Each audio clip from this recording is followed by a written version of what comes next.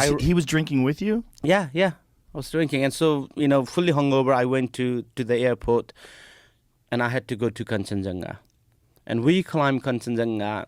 That was probably one of the craziest, It was so cold, like so sleepy. We used to put snow in our armpit, slap ourselves, all that. So to get into your point, so I haven't slept for 6 days.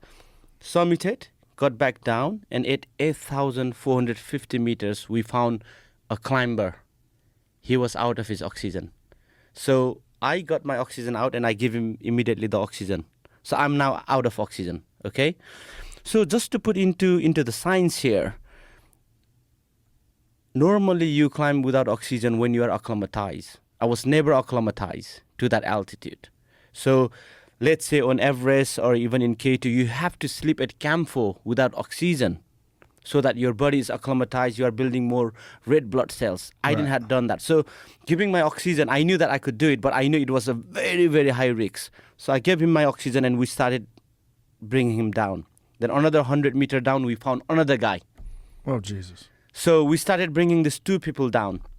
And then there were people at Camp 4, more than I think 60 people at Camp 4 who went to like summit push, like going from Camp 1 they sleep, Camp 2 they sleep, Camp 3 they sleep, Camp 4 they sleep, summit and then back to Camp 4. And they were not in the situation like us at all. Our story is completely different. It's like fast track. We haven't slept for 6 days and all that. So I went onto the radio and I begged for help. Is there any chance can somebody bring us the oxygen? And nobody came, man. And it came to that point where people started turning their radio off.